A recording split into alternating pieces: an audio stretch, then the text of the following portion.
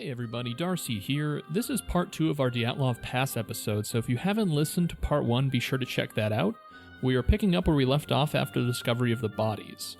Last episode I said there's only 2 parts when in fact there are 3, so be sure to keep a lookout on Monday for our 3rd and final Dyatlov Pass episode, and thank you, and have a good Monday.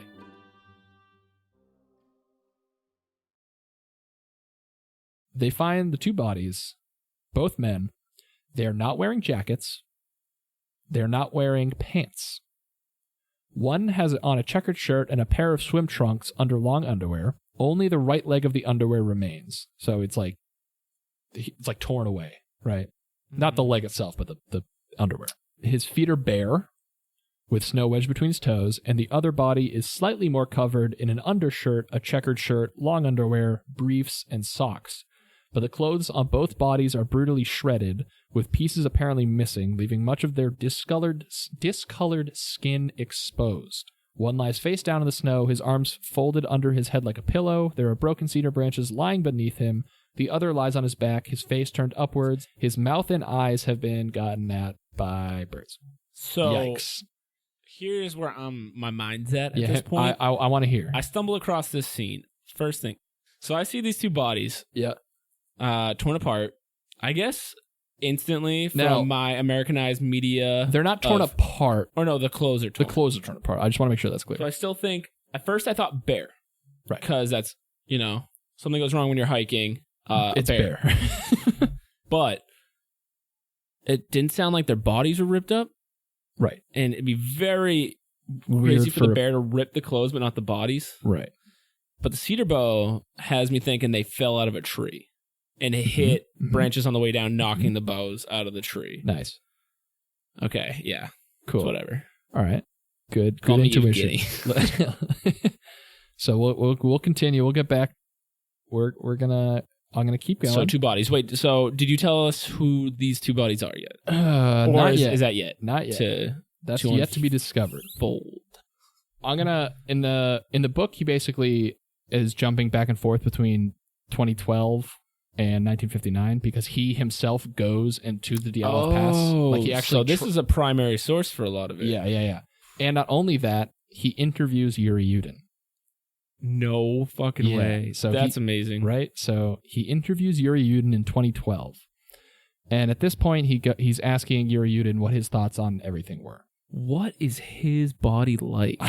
Right? He had rheumatoid arthritis when he was in college. He's still alive. Yeah, the dude. That's just Russian, is his like brain in a perseverance. robot. Yeah, what? Like, so he asked what his body's made out of 1980s Russian like steel, like just a robot. So Yudin says much has been made of the hikers' relationships, and that somehow arguments with the girls led to the deaths. But that's bullshit. Who said that? That's Yuri Yudin, straight from the horse's mouth. He thinks that the girls started an argument and everyone died. No. He says that a lot of people say that like it was due to arguments over like the girls. Oh, over the girls. Yeah, infighting in the group about the girls. That's a good storyline. Yeah, so I mean, it's kind of like a plausible idea. Like 7 dudes being like, ugh! Yeah. and then everyone died.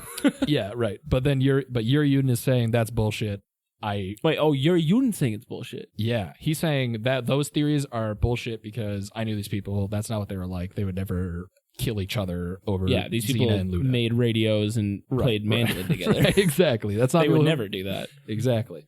So when Donnie Eicher asks Yuri Yudin what his thoughts on the events were, he says, "The number one possibility in my mind is that it was people who came with guns because they were in the area they shouldn't have been, or they saw something they shouldn't have seen." He went on to say that armed men had coerced the hikers into fabricating a scene to throw off investigators. The men forced them to walk into the forest half naked and to shred their own clothes before being left to die, so they were forced to do it to create this kind of madness. Holy crap. That's what he thinks. I kind of buy it.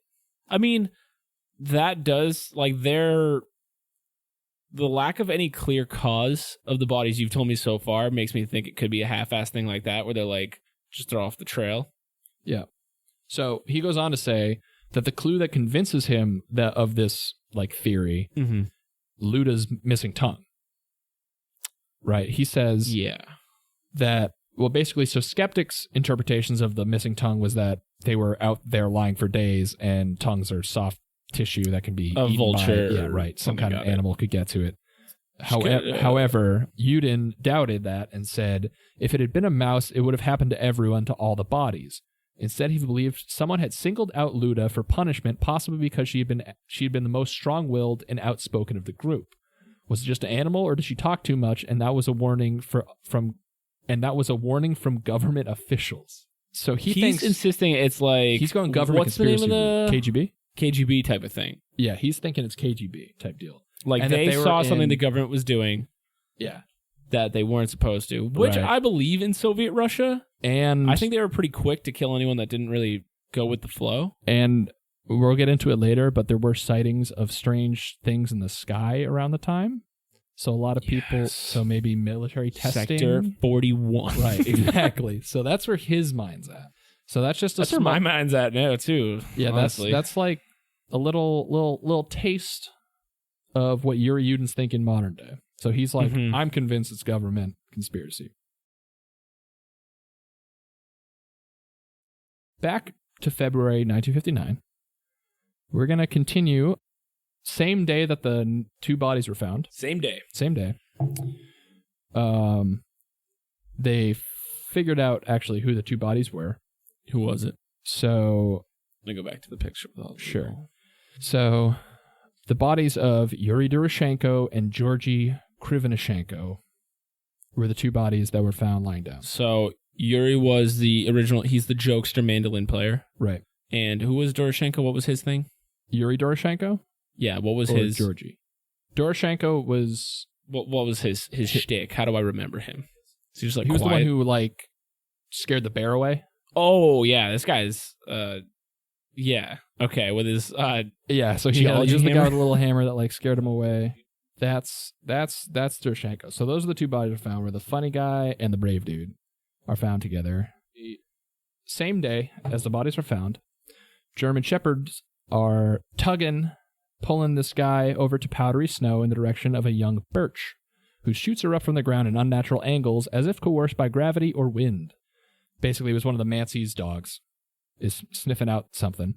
Is it a body? We all think it's a body. And you're right. It is a body. So he's basically like, okay, the dog smells something here. We got to start digging. So they start to dig, and they toss the snow, and just inches beneath the surface, they hit something hard. They find a patch of dark cloth. And after more snow is cleared away, they can make out the shape of a joint covered in wool, an elbow. So we found a kneecap. We found two bodies. We found an elbow. How many bodies we go find? What's the math on this one? I mean, just an elbow isn't a full body. Is there more to the elbow? Well, so they continue Let's to keep carve. tugging at that thread. They continue to carve away the snow until something human emerges. First an arm, then hands, then another arm, until it becomes clear that the arms are held across the chest in what appears to be a defensive gesture. But in fact, the arms are clutching the birch, pulling its spindly trunk downward, giving the trunk its awkward angle. The men unearth more of the body. They observe that this hiker is dressed more warmly than Doroshenko and Krivonishenko, but not by much. The man, it turns out to be a guy, and he has a sweater pulled over a checkered shirt, plus a fur vest and ski trousers.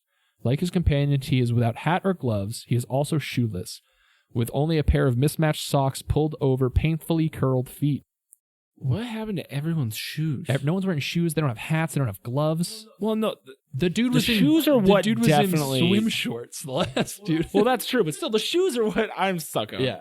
That's why it's like so weird. That's another thing. It's like nobody understands why Yeah. the hell they all took off their And where are their clothes. shoes? That's why I think it was someone made them do it. Do you think? And it was like, take off all your shoes. Yeah. Now, what's interesting is that in the tent, there were pairs of shoes neatly organized. Okay, so now my opinion's a little bit different. Right. So they found the tent seemed like unperturbed when they came across it. So weird. If you're going to leave the tent, you're going to put your shoes on. You're all experienced grade 2 hikers. You're not running out into the snow without your shoes or gloves or hats, etc. Yeah. Which is indicative of an event happening that's making them like, we got to go now. Either we gotta go or...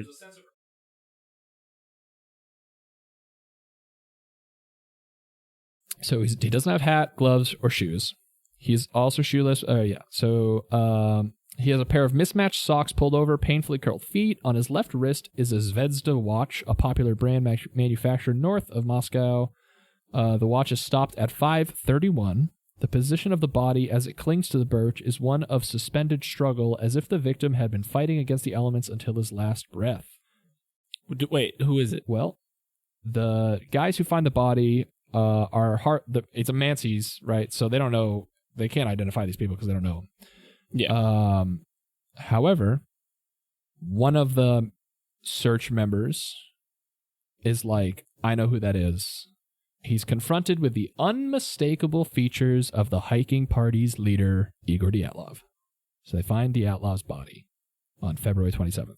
Especially if anyone was who would know to like, hey, if we're leaving this tent, we got to put on all this stuff, all this gear. Obviously, that should be like step one for all these people, but like especially Igor.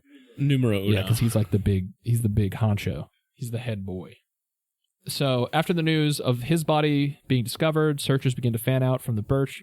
They have more police dogs with them, and several hundred yards away from the birch, as the land slopes upwards toward a valley, a dog starts to pace back and forth over a smooth patch of snow. One of the canine guys he's like a career canine crime scene dog guy. Yeah, handler. That's a way. Crime scene dog guy for short. Crime scene dog guy. He's like, okay, we got something.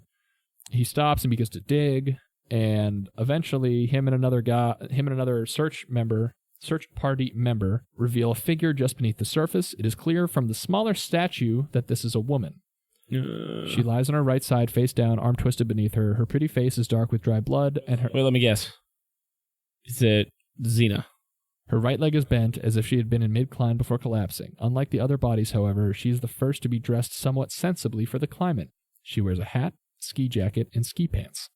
Yet, like the others, she is mysteriously without shoes. Her feet are covered only in socks. The young woman's body is Xena Kolmogorov. Got it. 50-50 shot. Nailed it. The shoes, man. Yeah, the shoes, right? Shoes. I don't understand. Exactly. That's where it's like very confusing. Now, once the bodies start turning up, Myslenikov basically becomes the investigator because he's like, yo, this is Yevgeny. Sorry, I call my last name. Yeah, now we're Yevgeny. back. Yeah, sorry. Yevgeny's like, I guess I'm just like the dude now. He always was. And he starts coming up with theories of what he thinks is happening. Or like he just starts firing them out. Yeah, so he's sending off radiograms. Very insensitive to anyone who knew them. So he's sending off messages back to Ivdel with early theories of of what happened to the hikers. And at first he thinks that they were swept down the slope by gale force winds. So he sends back... Does that happen? Well, I mean, the winds get really crazy. They blow you out of your tent? Well, that's... And allow some of you to put on clothes, but not all of you? Well, I mean, it's like... Milady, put on your ski trunks and no shoes though. Yeah. I swear to God, if that wind catches you with shoes on, dude, you're gonna have a real bad time. You might not die. Yeah. So he sends a telegram back to Ivdel, that like city right before they start hiking, the last outpost. Yeah, the they closest said, civilization. We didn't have time. The radiogram reads, we didn't have time to examine tent. Probably they were buried under heavy snow. The tent got torn. People stood up. Were swept away downhill by wind. This echoed a radiogram sent from camp earlier in the day from other members of the search party saying, in 16 hours, 4 bodies found in different places, and they were scarcely dressed and barefoot, which leads us to believe they were swept by a storm. Yet even in this early theory, which seems to make perfect sense to the people on the ground, it wasn't adding up for the people back in Ivdel. They sent back from Ivdel to the search party that said, why were things left in the tent if people were swept away by wind? Fair point. Yeah, I like that it took the people... almost 100 miles away to just point that out. Yeah, you had to be like, hey guys, you're standing right there. How come this didn't happen? Right. That was February 27th. They have 5 hikers still unaccounted for. They had found 4 bodies. So let's review. We have Xena dead.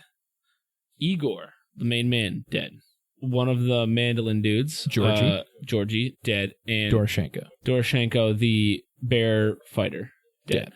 So those are the 4 bodies they find on the 27th. So we have 5 more to go. 5 more to go.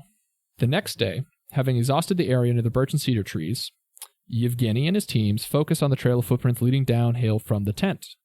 A path that had turned up nothing from the previous day. Surprisingly, the search dogs were so useful the day before. They're now encountering difficulty. Yevgeny is getting mad at these dogs, and he radiograms saying these dogs are useless in deep snow. So instead, he outfits the searchers with steel avalanche probes, which are just like long, like metal sticks that they're just like sticking to the snow. It's a poker. Yeah. And so they're doing like what they do in like swamps, where like you line up in a line and you just start going like in grid formations, just like poking at stuff until you hit something. They do that in swamps? Yeah. Sorry, I'm not. That's like a thing that happens. Okay. Is like if you're in like a deep like terrain with like a swamp or like deep snow, the way they find the objects is that they like all line up with some kind of like prodding, object, and they just start like poking, and then they walk and they just do like a grid until they hit something, because it's like so hard to find things in. Yeah, that still seems flawed. Like, Probably. There's a good chance you can miss. Definitely. I mean, they probably have modern techniques now that probably are better, but I know I've seen that a few times in different mystery whatevers. I don't know, shows. Hardy Boys. Yeah. Oh, the Hardy Boys, when they're always looking for bodies in swamps. Scooby-Doo. Yeah. So yeah, they start doing that. Basically, probing the snow is more difficult than it sounds. Some patches of snow are so dense that it requires a strenuous effort to shove the probe all the way through the permafrost. A single searcher could make 10,000 picks in the snow per day, covering an average of up to 30,000 yards, yet still turn up nothing. Cool. The 4 bodies they found, they basically wrapped them all up in tarpaulin and stored them about a mile from the campsite under a large boot-shaped rock called Boot Rock. Very creative name. Very ironic. Right. Meanwhile, Meslenikov continues to puzzle over the evidence, articulating his confusion in another radiogram to Ivdel.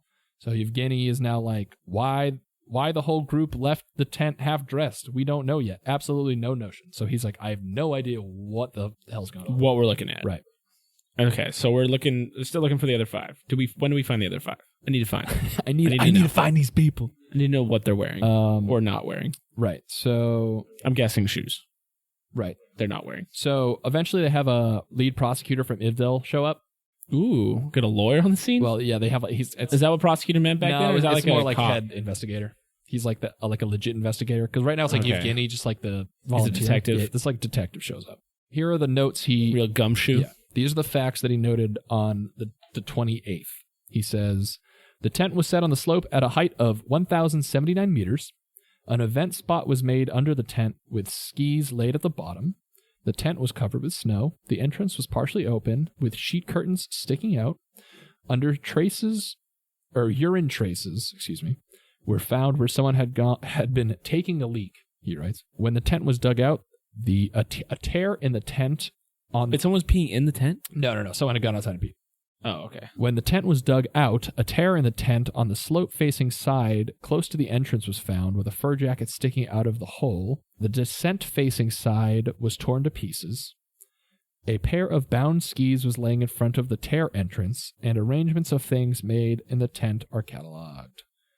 So he just kind of like writes up a real quick, like, these are the facts of the situation. So after the 28th, when this investigator shows up, they still haven't found any more bodies. No bodies. No more bodies. Still only at 4? He does note that the head detective, the like Russian government detective, took all of the group's documents except for sketches and personal notebooks, including 5 copies of the route schedules. At the end of the day, it doesn't really matter what this detective did, because once he gets back to Ivdel, he would not get a second chance to go back to the case. Why? His services would no longer be needed, because after the first bodies had been found the day before, higher-ups in the regional prosecutor's office were already arranging to have him removed with a more powerful detective. By March 1st, so like they're like, hey, get rid of this local dude. We're getting like our like it's like FBI. the FBI rolling up and be like, this is our crime scene now. Something. Yeah. So this is a dude you want to remember. His name's Lev Ivanov. So we've got Lev Gordo, who is in the air, but Lev Ivanov. So we got Gordo and Ivanov. Yeah, Ivanov. I'm going to stick to Ivanov. Ivanov is the badass gumshoe FBI Russian equivalent coming in. Right.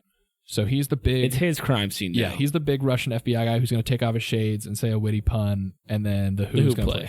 Yeah. All right. So Lev Ivanov, big guy, he shows up. His personal motto is, I am honest, not corrupt, and I sleep well. That guy, I can trust a guy who's so direct. Yeah. So When your motto is that you say, I'm not corrupt. that you're definitely corrupt. Yeah. Well, that's what I think, but You're pretty much asking for it, more or less. Yeah. So Ivanov's first order of business is to board a helicopter and familiarize himself with the locations where the bodies were discovered. is he just going to, like, spot them? There is little to be seen in the places where Zina and Dyatlov have fallen, but the sight of the 25-foot cedar yields more clues. Yeah, so Ivanov shows up. He's like, A candlestick. he's like, it was Miss Scarlet. So he finds more clues. Examining the charred cedar branches at the fire pit, Ivanov determines that the fire had not burned for more than 2 hours. It is also apparent from broken branches found nearby that one of the men had climbed the tree and had likely fallen in the process of cutting away branches. Something you said earlier. Yeah. Look at you. You should be an FBI agent. Regular gumshoe. Cedar trees are dry and fragile, and the bough may have given way beneath them.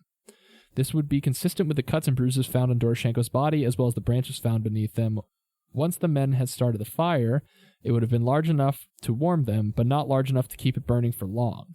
There are also additional footprints leading Ivanov to believe that at least one other person besides Doroshenko and Korivenchenko had been present at the site of the tree. Oh, is he going to be up in the tree? That's going to be so creepy if his body's up in the tree. No, he's not up in the tree. No, that would, if they were just like, he's going to look up and it's like frozen there looking at him. Oh, no, my God. that is not what happens. There's also evidence of firewood and fir twigs having been gathered for the fire but not used. The obvious question then, besides why the hikers had been only half dressed with no shoes, is why gather perfectly good firewood but let the fire go out? Yeah, that doesn't add up. If they were running from something, why would they be gathering firewood? Right. That's a great question. They wouldn't be like, oh, wait, hey. Yep. Is this fur? Let's get some of this firewood. So, now Yevgeny, in the meantime, in one of his many daily radiograms to Ivdel, begins to imagine a sequence of events for the night of the 1st, which is the night this all took place. The unknown thing happened on the 1st of February. Okay? 1st of February. That's when everything went to hell. So, this is the radiogram. He says, maybe someone who was dressed went outside to take a leak and was swept away. His cry made others jump out of the tent, and they were swept off too. Tent is set in most dangerous point with strongest wind possible, and it's impossible to go 50 meters back uphill as tent was torn. Those who were below could command to go to forest on slope. Wait, you're losing me. Yeah, the way he writes it is weird because it's like a radiogram, so it's kind of like, I'm trying to like piece it into no normal grammar. sense. Yeah. So give me a TLDR. TLDR, he's saying maybe someone went out to pee, they got swept away by strong winds, and the rest of the group went out to try and save them. But then in doing so, they also got lost in like the crazy swept away. That would explain the fire maybe because they wanted to warm him. Right. The person, they like had to. But would that explain all of the missing clothes? If you think they especially would not run the out, shoes. you'd think they would probably get dressed. I still am thinking about the shoes. I'm going to not sleep tonight because I'm thinking about the shoes. Right. So at this point, Yuri Blinov, the guy helping Lev Gordo out in the air, is like, hey, one of the 2 plane guys. Hey, first of all, these are my friends and they're all dead, and that's really traumatic. Yeah. And B, I'm missing a lot of school. So he's like, I gotta bounce. So he flies back home calculus. to resume. Can we wrap this up? To resume his college life. He's gone. That's like most of them. It's fine. I gotta go. Yeah. So March 2nd, they continue probing with those sticks. They start expanding the search beyond the river valley, and one of Yevgeny's radiograms that day indicates he's rethinking his initial theory. He now says, would like to ask if any new type of meteorological rocket probe flew over the incident spot on the evening of February 1st. Right? So now he's thinking maybe there was like a missile launch or a rocket that might have been being tested in this rural area of the mountains. Would there be evidence of that? Well, that's what he's trying. Like he's basically trying to find off? out. Okay. Was there? He doesn't get a response. I wouldn't expect him to. No. The following days bring a snowstorm and high winds. The searchers press on. And Yevgeny also expresses for the first time his belief that the rest of the hikers did not get out alive. So Yevgeny sends another radiogram saying, team reached Lozva. Dyatlov's group's trace is not found. Snow from main ridge dumped into this brook. Snow is very deep. Probability that part of the group escaped through this valley is 0. He's like, there's no way the rest of these dudes, anyone's alive. Yeah, he's like, everyone's dead. Like, pretty much guaranteed. Yeah. So, basically, at this point, head FBI guy, Lev Ivanov, is like, okay, I've gathered all the things. I'm going to do the rest of this from my office where it's fucking warm. You didn't even find all the bodies. He's like, you know what? I got all I need. So they see Lev Ivan, Yevgeny, and some other people say, like, see you later, Lev. The prosecutor has done what he can at the tent and will continue the investigation from his office in Sverdlovsk. And he's taking the bodies of Doroshenko, Krivonishenko, Igor, and Zina so that they can undergo autopsies in the next couple of days. Yevgeny continues to explore his own theories. He sends a radiogram saying, the main mystery is why would the whole group flee the tent? The only thing found outside the tent, besides the ice pick, is a Chinese torch on the tent roof. This proves one fully dressed person went outside and gave some signals to others to flee the tent at once. He also clarifies his question about the rocket probes. One possible reason is some natural phenomenon or passage of meteorological rocket probe, which was seen on February 1st from Ivdel. He's like, maybe they saw that and freaked out and ran. He's like, maybe this rocket went off. I'm not buying that. Yeah. It's a little far-fetched. What the shoes? The thing is that other groups also testified that they saw, like, explosions in the I believe sky. that happened. I don't believe That's the cause of their... that they were just like, I'm not going to put on any of my clothes or shoes. Gotcha. And I'm going to run out into a Siberian winter. Right. So here's an interesting thing. Several days after the visit to the Mansi village... Okay, so in Yevgeny's radiogram, he says, you know, we're talking about rocket probes because Carolyn's group saw rockets. Now, Carolyn is... Yeah, I don't know who that is. He's a new character. Carolyn's group refers to the... It's the last name. He refers to the hiking team... Why, is his first name Yuri? No, it's Vladislav. So, Vladislav Karolin, who is now among the search volunteers, and his companions had set out in February, shadowing the Dyatlov group's pass along the riverbed. Basically... And it turns out that the group that the Mansi had seen off and had tea with was Carolyn's group and not Igor's group. Yeah, so that's why he's kind of an important person. Is that they had misinformation because it was not Igor's group. However, several days after their visit to the Mansi village, Carolyn and his friends had witnessed what he called a strange celestial phenomenon. Carolyn later told investigators that on the early morning of February 17th, he had been awoken by excited cries from the hikers on breakfast duty. I rushed out of my sleeping bag and tent without boots, just in socks, stood on branches, and saw a large light spot, he recounted. It grew larger, a small star appeared in its center, and also grew bigger and bigger. The whole spot moved from northeast to southwest and down. Carolyn said that the light lasted just over a minute, and that he supposed it was a large meteorite, but one of his friends, Georgy Admanaki, was so terrified by the orb of light he feared a planet was about to collide with Earth. I talked with... That's what he jumped to? Yeah, well, that's how, like, huge and crazy scary this object was. He's like... That is pretty scary, but after World War II, I think I wouldn't go straight to a planet collision. A planet's coming. So... I talked with a witness later, Altmanaki told investigators, and they described the event similarly and added that the light was so intense that people were awoken inside their houses. So, like, people in villages nearby, it was such a bright light that they were like, what the? Like, it woke them up from being asleep. So now we got celestial phenomenon, like, and weirdness, and this is being now backed up by other groups in the area, right? So, over the coming days, the evidence grows stranger. On March 5th, as Carolyn and another volunteer are probing a previously unexplored area about 1,000 yards from the site of the hiker's tent, they hit something not far beneath the surface, a fifth body. When they dig away the snow, Carolyn is able to identify him as Rustic Slobodin. His body is lying face down with his right leg bent beneath him and his right fist pulled to his chest. He has on a checkered shirt, sweater, ski trousers, several pairs of socks, and a single felt shoe. He's wearing multiple socks. Yeah, he's got a bunch of socks. But he didn't get to his shoe. He got one shoe. He has a single shoe. He also has a ski cap, which is still intact and on his head. Strange given the prevailing theory that the wind blew the hikers from their campsite. Right? Yeah. Like, you would expect that to be off. So, Rustic lies midway between where Dyatlov and Zina had been found.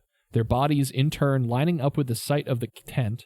Like Xena, Rustic is oriented towards the tent as if he had been working his way up the slope back to the tent at the time of his collapse. Carolyn and his companions notice a small hollow of encrusted snow near Rustic's nose and mouth, where his breath had melted the surrounding snow, suggesting that So he's buried alive. suggesting that Rustic had been alive for some time after he fell. But what is most startling is in the front of Rustic's head, it is deeply discolored. Are you all right? Thought I heard something. I am on high Dude, alert. I see you looking out the windows like spooked. Dude, because there's like noises, but I think it's just the house being old. It is an old house, and there's going to be noises. What I think I heard was the light/fan turning on. If I'm being honest, it was like a... Oh, that could be it. That's what I really hope it is. I mean, the light is on. I'm wigging out, man. And Okay, anyway, so what's going on with his face? Okay, so his face is deeply discolored in the front of his head, as if it had sustained a blunt force trauma to the head. You heard that. Yeah, what did that sound like, though? Because I had the headphones in. It was like... dun-dun. Really quick. Oh, it's probably the cat on the kitchen table. I'll I investigate. really hope it's the cat on the kitchen table, dude. I can't hear the word blunt force trauma and then... Is the cat in there? Oh, I hate this. Where's the cat? I think what happened was, this is my guess, she jumped off the kitchen table, and when she landed, her front foot back. I really hope so. It's more like a popping noise. I'm just scared something's going to come up on the porch. The door's locked. That's true. All right, so getting spooked Yeah, in real life. IRL spooked. So yeah, blunt force trauma to the head is what it's indicative of. So around the time of the fifth body being found of Rustic's body, the tent's contents are transported to Ivdel for further examination, and a discovery is made about the tent itself. Discovery, in fact, had been noted in the case file early on, but was not initially believed to be significant. Besides the ice axe gashes made by the first group that found the tent when they opened it, there are additional cuts to the back of the tent. There are no cuts of an ice axe, but appear to be made with more precision. There is one longer cut that is large enough to accommodate a person stepping through it. When a professional tailor is brought to the prosecutor's office to make a new uniform for one of its officers, the woman is also asked to take a look at the damaged tarpaulin. After examining the threads along the mysterious cut, she confirms what investigators have already concluded. It is deliberate / made with a knife. The tailor hesitates to speculate beyond that, but for investigators, the meaning is clear. The hikers themselves would not have damaged their own tent in this way, even by accident, so this seems to suggest one thing. Someone from the outside knifed their way through the tent on that night. Whew. So I'm starting to really drink Yuri Yuden's Kool-Aid with his theory. yeah, you're really thinking it's an outside. It was someone who either was like psycho or thought that maybe they saw something they weren't supposed to. Mm-hmm. But so wait, this supernatural light or whatever, that was seen on when? The 14th? So that's the thing, is that 2 weeks after the night of this happening? it's seen around the time, but when they actually find out the specific dates, the dates don't really line up well. Like, the light was apparently seen after the first by like a group, and then another group like said like we saw it on this day, and so there's a lot of a lot of vague dates on that one. Yeah. So it's kind of tough to follow that. However, I don't know if you've thought of this at all. One of the images on the site you'll see is the Mansi carvings in the tree. Those are Mansi. Those are Mansi carvings.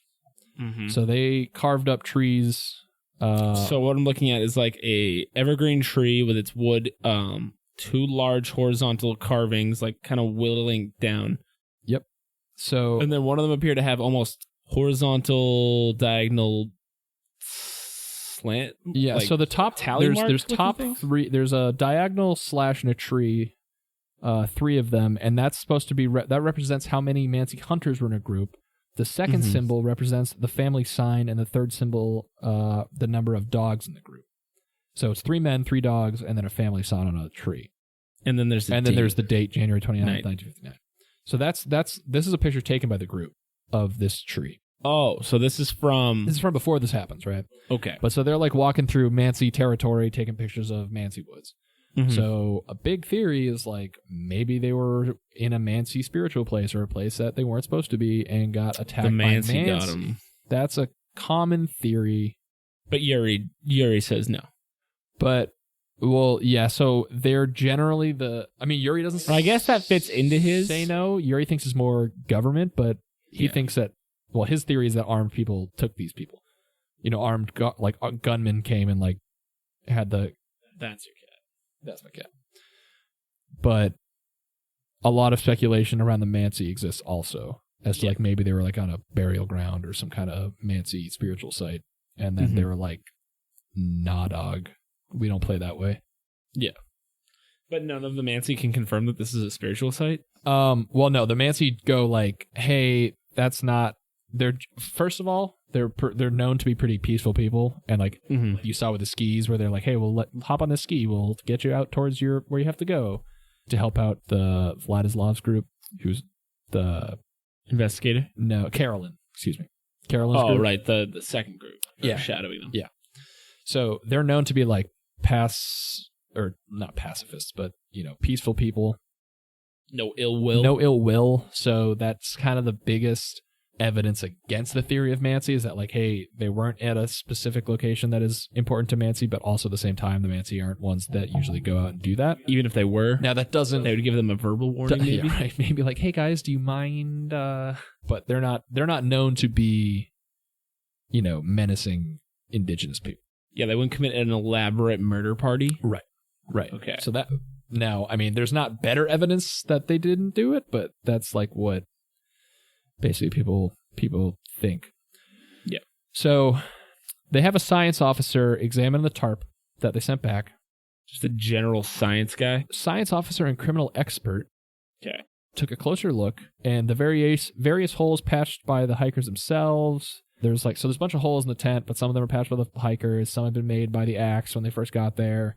And we just said that, there was these holes in the tent that could fit a person through, made by a knife, right? So the science officer finds that usually, and this is a quote from the science officer, usually a tear spreads along the line of less resistance, i.e. either warp or weft threads are torn. Such defects are usually very uneven with straight angles. A cut always damages both thread types at various angles, and it is impossible to cut only warp threads or only weft threads. So basically what she concludes in that weird tailor jargon is that the cut was made from the inside of the tent, not from the outside. So someone was trying to get out the back of the tent. It was coming from inside the house. Yeah. So they're like, we got to get out this tent. I'm going to cut it open. Yeah. Which really only means something bad was happening, because you're not going to damage your only shelter in the middle of a Siberian winter. Right. So what the hell? So that's a big question mark. That is, ooh. Yeah. So they had to... So they cut. That means they're out like, of the tent. We have no way to get out of here. Like, we're in such dire straits right now that I need to cut my way out of this tent in the back because something's going on. spookyboys.org/ what's going on. I keep looking at these photos like I'm going to see something in the background. Like I'm going to see like the Yuri Yudins in the background, or just like rubbing his palms together. Yeah. So the tent was cut by a knife from inside in 3 places. And it means that they were escaping the tent in panic. The forensic examination of Igor, Zina, Georgi, and Doroshenko on March 4th and of Rustic on March 11th would conclude that the 5 hikers had died from hypothermia. Yeah. This was unsurprising conclusion, particularly those who had found the bodies. That's kind of surprising. Well, I guess not surprising, but Rustic was smashed in the head, right? Yeah. But his ultimate cause of death being hypothermia. Okay, yeah. The question now was not how they died, but under what circumstances. The only way the investigators were going to figure that out was, we need to find the rest of these corpses and hope that they have more clues. Because they're like, we're not getting much off these bodies. Yeah. They were in for a wait. miserable weather, weary volunteers, and a Soviet holiday celebrating International Working Women's Day slowed the search efforts on the slope. Well, I'm not going to give up my International Working Women's Day for some investigation, Darcy. In early March... I'm going out and I'm celebrating the working women of the Soviet Union. In early March, Yevgeny flew to Ivdel to make an appearance in front of the search commission. With the unanimous support of his men, the engineer recommended that search efforts be suspended until April to allow some of the snow to melt. The commission, however, rejected Yevgeny's proposal, opting instead to replace the entire search team and continue as planned. He's like, how about instead of what you're suggesting? Let's fire everybody. Yeah. So they make a new team. They hire this like avid mountaineer and the head of the university's mountaineering club. So they basically replace Yevgeny as like the like. So Yevgeny's not there anymore? So Yevgeny's gone and he's replaced. And now it's like a mountaineering guy instead of a hiking guy. It's literally like. Are those things different? So Yevgeny was not part of. If anyone wants to write in, tell us what the difference between mountaineering and hiking is. Yevgeny was a consultant to the school, whereas this guy was a head of university mountaineering. So this guy is like an internal club leader. Oh, okay, whereas that makes sense. Yevgeny was like a third party cons. Sounds like a prime opportunity for a cover up. So let's see where they're at. So the searchers on the slope had gathered. Yeah, so new searchers go out. They gather up the contents of the hikers' tent haphazardly, having stuffed items into backpacks with little regard to ownership. Glad they hired this new group. Everything was yeah. So Yuri Yudin basically went down to the FBI headquarters equivalent to be like, let me check out the stuff and like try and help out. Yeah. So he said everything was in a giant pile.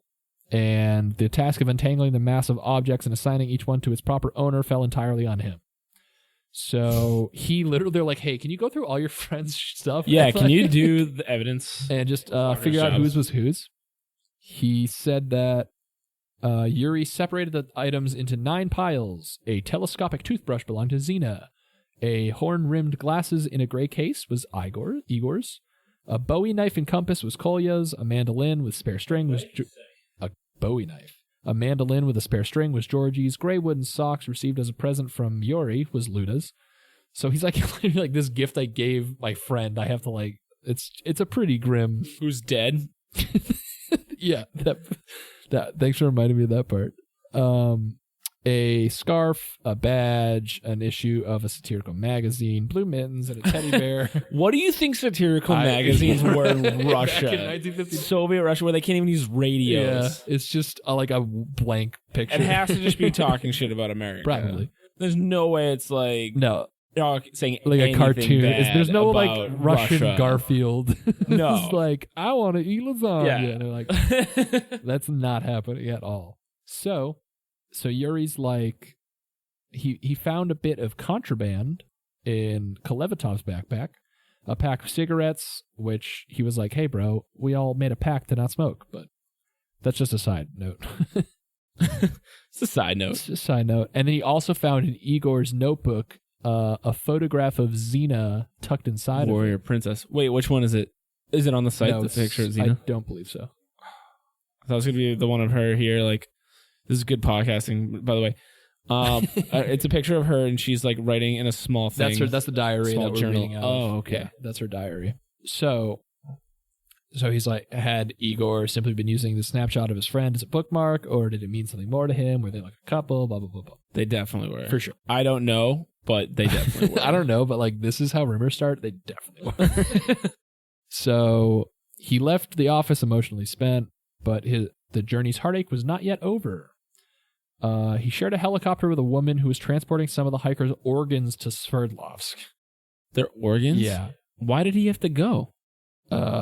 He just happened to be on the same, like they're like, hey, we got a helicopter to bring you back to the place. We only have one helicopter. But the problem is, yeah, it's with their organs. Good thing is you're going to be sharing a ride with all of your friends again. So bad thing is it's the organs were being returned to Sverdlovsk for further analysis, and the hikers' families were encountering resistance in getting the bodies of their loved ones returned to them for a proper burial. I believe that. This is where things get like kind of conspiratorial. So is that a word? Conspiratorial? I like it. Yeah, it is. It's a good word. It's real. We should name the podcast. Yeah. Nope. Yeah. Not even gonna. Yeah. It's a word. Conspiratorial editorial. All right. So I hope you like that hard P going into your head. ASMR. So the parents of the dead had to contend with the opaque motives of local officials. Yudin remembers that the regional authorities were eager to get beyond the entire incident, and in private talks with family members strongly suggested that their loved ones be buried in the mountains. The mountains where they died? Yeah. Why would the family members ever want government that? officials were like, hey, why don't we just let them bury Let's them? just leave them. Yeah. The officials wanted for nobody to come to the funeral, for nobody to show up, Yudin says. This is sounding very... Right. The authorities Also, wanted to... If you tell me anything was covered up or a conspiracy in Soviet-era Russia, it's KGB. I'm like, yeah, no, it did. The authorities wanted to... It's probably deeper than any conspiracy theory could possibly imagine. So the authorities wanted to bury them where they were found so there would be no funeral and it would be done. The older sister of Kolevatov, in her testimony to investigator, called the organization of the funeral arrangements disgraceful. The search teams had not yet found her brother, but she was keenly aware of the ordeal the other families had endured. The parents of the hikers, she recalled, had been summoned by party officials into private meetings in which they were told their children should not be returned to Sverdlovsk, but buried instead in Ivdel. They lived and studied and made friends in Sverdlovsk, Kolatov's sister told investigators. Why should they be buried in Ivdel? According to Kolatov's sister, in these private meetings, each set of parents had been told that the other parents had already agreed to Ivdel burial, with a mass grave and a single obelisk marker. When the parents of Zina Kolmogorova proposed that all the families should be called together to come to an agreement, the secretary of the Institute Committee of the Regional Communist Party made excuses that the families were too spread out to make a single meeting feasible. So they're telling every family that every other family wants something. They're saying that every other so they're saying to each family, hey, all the other families are totally cool with us burying them either on the mountain or at this like outpost. With no funeral and with no major funeral in like the major city and no attention to the matter, which is so sketchy. Yes, very sketchy. That's like you know. And then the Mr. and Mrs. Zena wanted to get together with the other families, and the communist guy was like, no, we can't do it. No, that's impossible. Right. Like, people ski hundreds of miles in this country, but no, you guys can't get together. She got to shot talk. in the leg and hiked it another 50 miles, but so the families wrote letters in an uproar to have the funeral in the city, and here Yuri Yudin remembers them insisting, we want to visit our families, our kids, we want to visit them at their graves. So, when the family stood their ground demanding the returns of the bodies, a compromise was reached between city authorities and the parents of the deceased. They would be allowed to bury their children in Sverdlovsk, but under the condition that the funeral could not be a single event. The memorial service, they stipulated, would be divided into two services held on 2 separate days, minimizing the funeral turnout and therefore minimizing the death of the young hikers. Yuri believes they wanted to pretend that nothing happened. Yeah, I'm getting that vibe. Yeah. So... this is where Yuri Yudin's government theory is starting to like have traction. Right, exactly. Like where he's like, this is kind of things are being sketchy. So that there's pictures of the funeral. I don't think I have them up on the site, but I might add them. Basically, there was Igor Dyatlov's smallest sister. Recounts like what she saw, and basically windows were blacked out from the inside with a kind of camouflage. These are on the her size, and that there was a bunch of men dressed strangely who were not paying attention to the actual funeral services, but instead were monitoring the crowd. So she's like, like a Secret Service type of KGB vibe going on. So KGB. Yeah, she's like, there's definitely KGB there. Definitely. I'm kind of scared that we're gonna put this out there saying KGB this many times. We're gonna get hacked or something. So that's like her. She's like, it was really weird. There was government agents everywhere, and everything was super on the DL. Now, another thing they noticed was when these bodies were laid to rest and people finally saw the bodies, everyone remarked on how strange the color of the skin was. Every single hiker's skin was like a yellow or a dark brown. So, like I was saying, they could recognize Soviet police when they saw him. He remembers seeing that day several men in civilian clothing paying close attention to the funeral crowd, but not to the service itself. Someone wrote a poem for the whole group, which I won't read right now because it's kind of long. But yeah. I don't want to do that. Yep. So we go on. We're gonna let's get to the last of the bodies. Yeah, let's dig them up. Wait, so they had funeral services and they didn't even have all the bodies? There's one body in particular I'm waiting for, especially. And who's that? The 37-year-old man. Sasha? Yeah. Yeah. He sounds something that has to do with him. He has to thicken this plot more. His body is what I'm assuming is going to happen. So, in mid-March, Lev Ivanov, head FBI agent guy, he's called away to Moscow for reasons that he would not disclose to others. Upon his return, Carolyn and others noticed a pronounced change in his demeanor. Carolyn says, "We could not recognize him when he returned." Wait, who is this? This is the head... Carolyn? Or the head FBI? The head FBI guy. Lev Ivanov? He was the guy who rolled up and found the clues at the... Yeah, so he went to Moscow. So he got called away to Moscow. Yep. In the middle of this investigation, and when he came back, he was totally different. He no longer mentioned murder or spheres anymore, and he'd often advise others to hold their tongues. So he got sat down and talked to. Yeah. And was like, stop talking about conspiracy and orbs and shit. So something happened. That's what it seems to be indicating. Yeah. On May 3rd, so they have now waited a long time for the snow to melt and thaw, and then they start the search again. And we're going to find the rest of the bodies. Yeah. So on May 3rd, Stepan, remember Mansi leader Stepan, Chief Mansi guy, comes across some unusual branches just under the snow in a ravine near the cedar tree. The branches appear to have been cut by a knife. Colonel Sanders, a local cop, who is by that point overseeing the search operations, orders immediate probing of the area surrounding the branches. On the first day of probing, they hit upon a cache of clothing. What is odd about the articles is that they are abandoned in the snow, not attached to a person. Stranger still, some of the clothing looks to have been cut or shredded. There's a crumpled gray Chinese woolen vest turned inside out, knitted trousers. What? A Chinese woolen vest? Chinese woolen vest. Okay. Turned inside out, knitted trousers, a brown woolen sweater with lilac thread, a right trouser leg, and a bandage 1 yard long.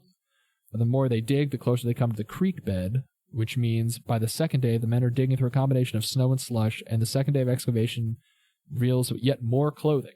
Black cotton sports trousers with the right leg missing, presumably like the other half of the previous day's trousers, and half of the women's sweater belonging to Dubinina. So Luda, the tough girl. Luda.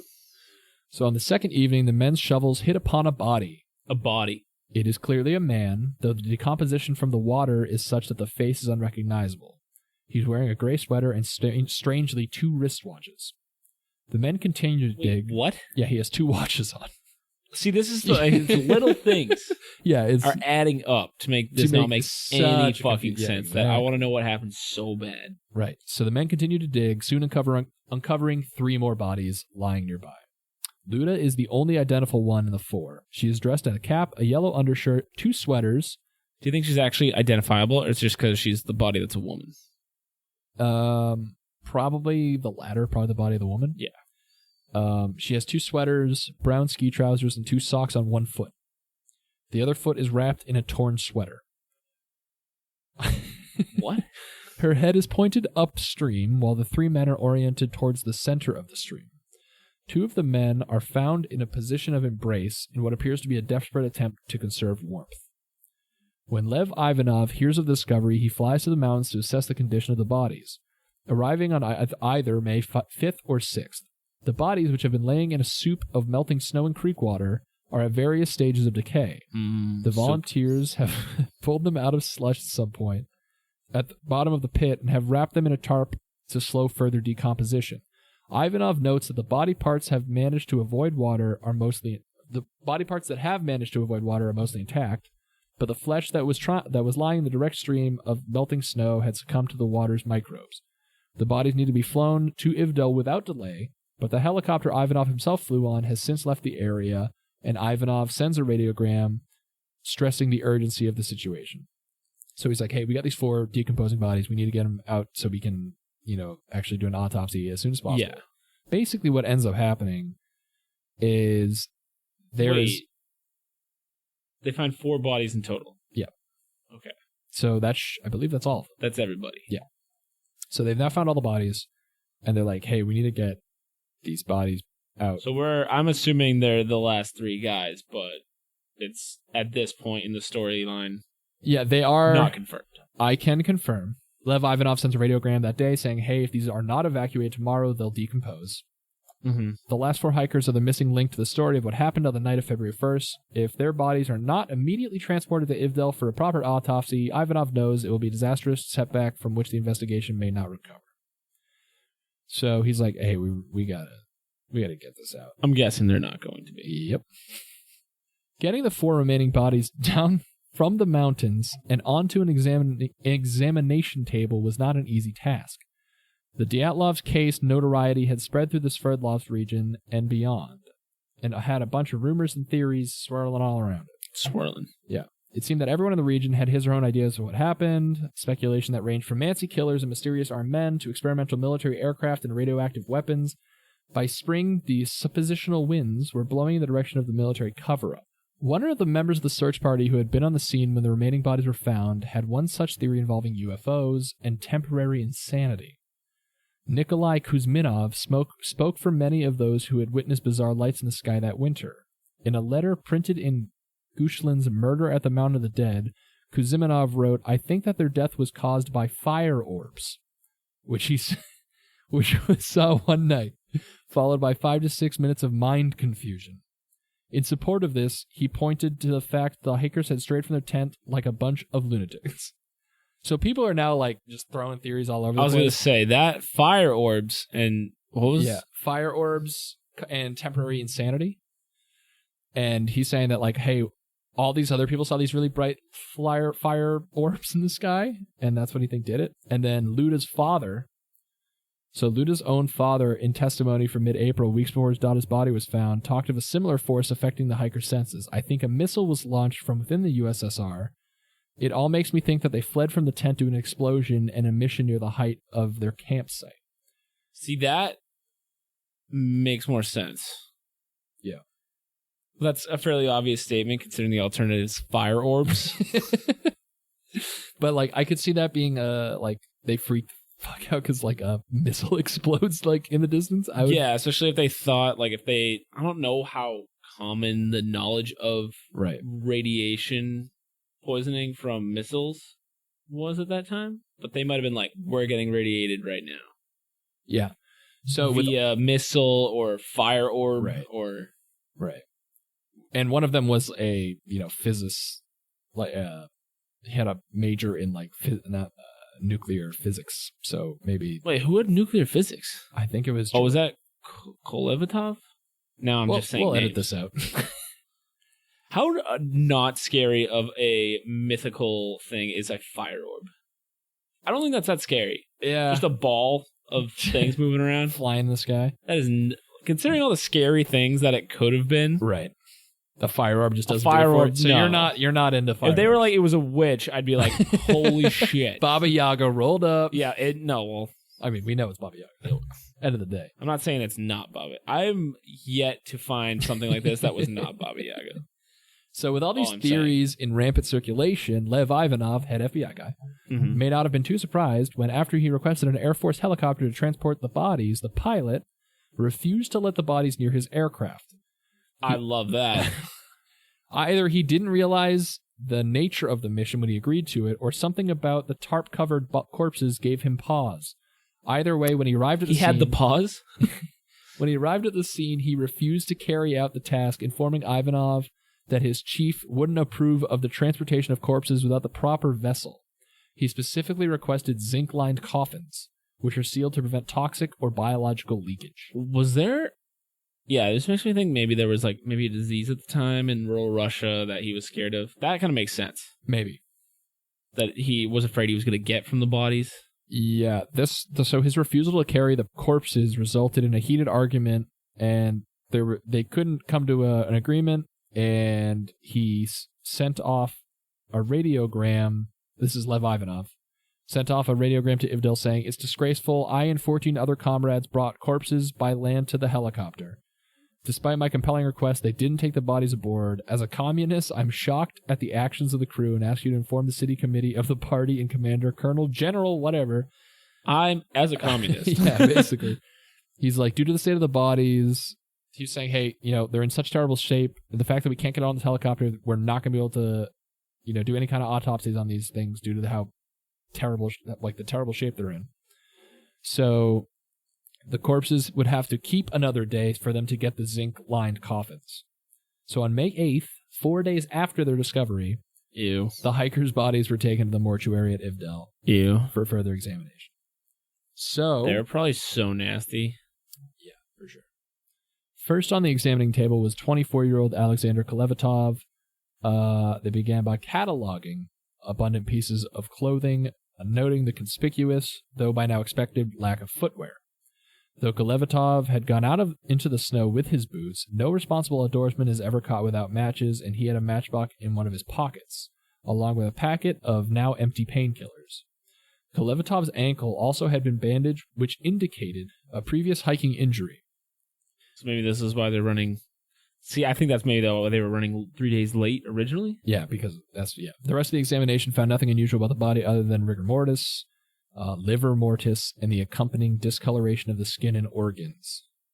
What's liver mortis? I assume it's just rigor mortis of your liver. I have no. But is that why? I'm only saying because I know, when you have liver problems, doesn't your body turn your skin turns yellow? Oh, that's a good point. So I don't know if this has to do with the other ones. You're right.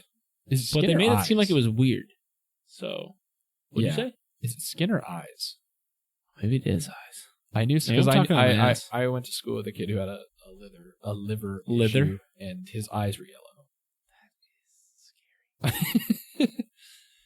That's episode 2. Why you eyes? Kid you went to school with. So with the first examination out of the way, and Ivanov might have expected that 3 others had met the same fates, and indeed upon initial examination of 37-year-old Sasha Zolotaryov, 2 things seem to be progressing as the previous examination have. Zolotaryov was wearing generous layers of clothing, no shoes, and his skin and organs showed the same discoloration.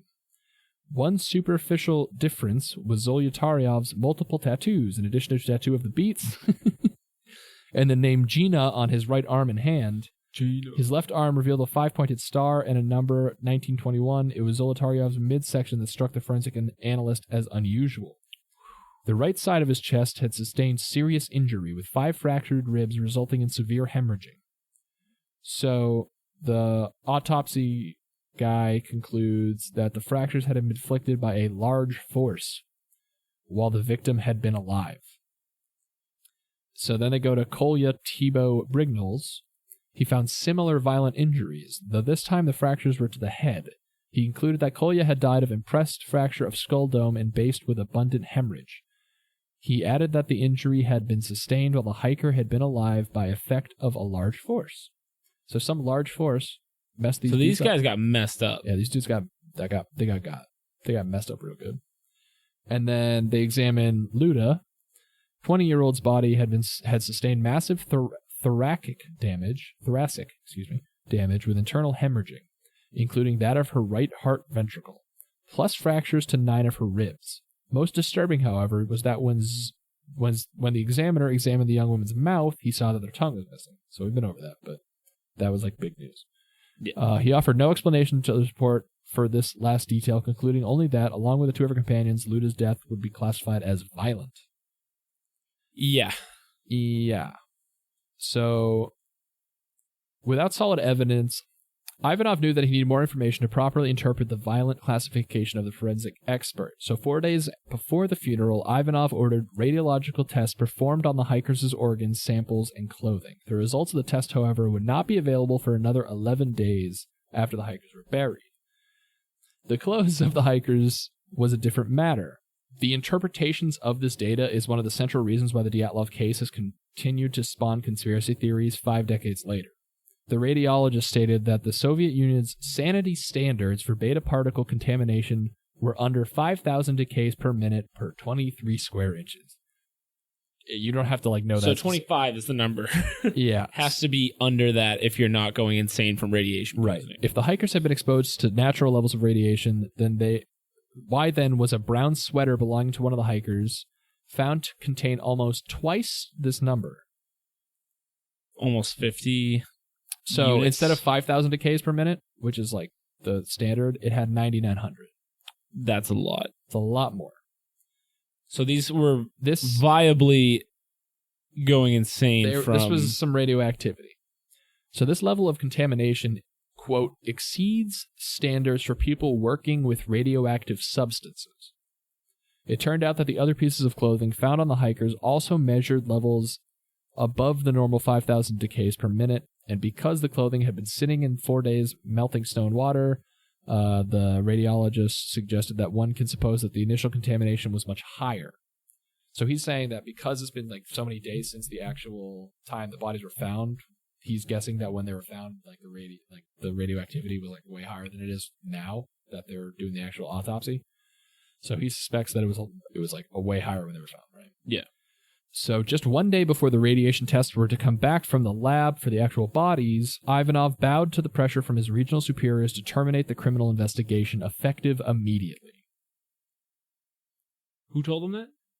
The government was stop looking into this? Yeah, a day before they actually got the body radiations. Because this is all just the clothing, but they didn't get info from the bodies. Although Ivanov did have the option to apply for a 1-month extension, it would have been unusual to do so in a case in which the bodies had already been found. Additionally, applying for an extension would have put immense stress on Ivanov to produce conclusive new evidence within a month. And so on May 28th, without being able to follow through on the test that he himself had ordered, Ivanov closed the Dyatlov case, citing no particular cause for the hikers' deaths. Cold case. Literally. I get it. Yep. Okay. So that is the Dyatlov Pass incident. That is the incident. Now here... that's the facts. That's the facts of the incident. That's what happened.